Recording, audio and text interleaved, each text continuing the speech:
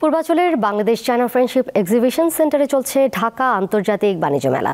এ বিষয়ে জানাতে মেলা প্রাঙ্গণ থেকে যুক্ত হয়েছেন সহকর্মী তানভীর খন্দকার। তানভীর, মেলার আজ 11তম দিন, বেচাকেনা পুরোপুরি জমে উঠেছে কিনা, ক্রেতা দর্শনার্থীরা কি বলছেন এবারের মেলার আয়োজন নিয়ে? হ্যাঁ, অবশ্যই দোলা। আসলে গতকালকে যেহেতু শুক্রবার ছুটির দিন ছিল, গতকালকে কিন্তু এই পর্যন্ত যে 10তম দিনের মতো মেলা চলছে, গতকালকে আজকে 11তম দিন, তো গত 10 দিনে যে পরিমাণ আসলে ক্রেতা দর্শনার্থী এসেছে, বিক্রেতারা বলছেন গতকালকে প্রায় মানে বিগত দিনের মতোই বেশ সংখ্যার পরিমাণ কিন্তু অনেক বেশি এসেছে। মানে গত 10 দিনই যে আসেনি, গতকাল শুক্রবারে মেলায় অত মানুষ ছিল বলে কেউ বিক্রেতারা এখানে বলছেন। আজকেও মেলায় দর্শনার্থী ক্রেতা আসছেন সকাল থেকে। তবে যেহেতু এখন দুপুর, এখন আসলে একটু দুপুরের খাবারের সময়, তুলনামূলক মেলায় দর্শনার্থীর কম মনে হচ্ছে আমার কাছে। তবে বিক্রেতারা বলছেন যে কিছুক্ষণ পর মেলা বাড়ার সাথে সাথে এই সংখ্যা বাড়বে। আপনি আমার পেছনে একটু দেখতে পাচ্ছেন, এখন যারা মেলায় এখানে কিন্তু মানুষের ভিড় কিন্তু রয়েছে। আপনাকে একটু তথ্য জানিয়ে রাখতে চাই দোলা, যে আজকে এবারের মেলায় আসলে 50 টাকা টিকিট ঢোকার জন্য নির্ধারণ করা হয়েছে প্রাপ্তবয়স্কদের, এবং অপ্রাপ্তবয়স্কদের শিশুদের জন্য 25 টাকা নির্ধারণ করা হয়েছে মেলায় প্রবেশ ফি হিসেবে। এবং এবারে যেহেতু ঘরে বসে মেলার টিকিট কাটা যাচ্ছে, অনলাইনে কাটা যাচ্ছে, সে কারণে কিন্তু ভোগান্তি কিছুটা তুলনামূলক কম মনে হলেও মেলার বাইরে যারা আসলে দর্শনার্থী যারা আছেন, তারা ভেতরে ঢোকার জন্য আমি কিন্তু বেশ লম্বা লাইনও দেখতে পেয়েছি। অর্থাৎ এই যে অনলাইনে টিকিট কাটার যে সুবিধা, সেটি আসলে তারা না জানার কারণে এটা হতে পারে।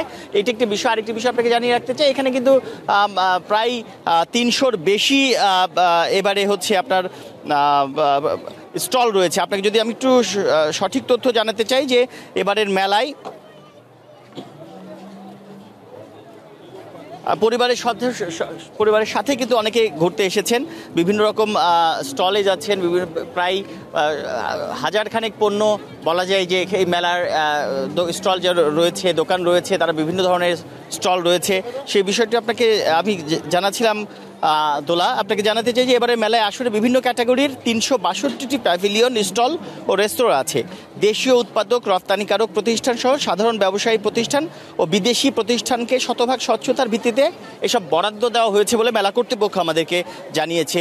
দেশীয় বস্ত্র, যন্ত্রপাতি, কার্পেট, প্রসাধন সামগ্রী, ইলেকট্রিক্যাল ও ইলেকট্রনিক্স পণ্য, আসবাব, পাট ও পাটজাত পণ্য, গৃহস্থালী সামগ্রী, চামড়া, আর্টিফিশিয়াল চামড়া, জুতা সহ বিভিন্ন পণ্য কিন্তু এখানে রয়েছে। যেমন রয়েছে চামড়াজাত পণ্য, খেলার সামগ্রী, স্যানিটারি ওয়্যার, খেলনা, stationery, crockeries, plastic, melamine, herbal টয়লেটিসের মতো বিষয় পণ্যের কিন্তু আমরা এই মেলায় আজকে এবারে দেখতে পাচ্ছি। আরেকটি বিষয়, এখানে আসলে মেলায় এবারে আমার কাছে মনে হচ্ছে যে নতুন যুক্ত হয়েছে দোলা, যে আসলে যারা মার্কেট যাচাই করার জন্য এরকম অনেক ব্যবসায়ী, তারা কিন্তু এই মেলায় এবারে স্টল নিয়েছেন। তারা আসলে তাদের পণ্যের যেমন প্রচার করছেন, বিক্রি করছেন, একই সাথে বিভিন্ন কোম্পানিগুলো তারা কিন্তু এখানে এসেছেন।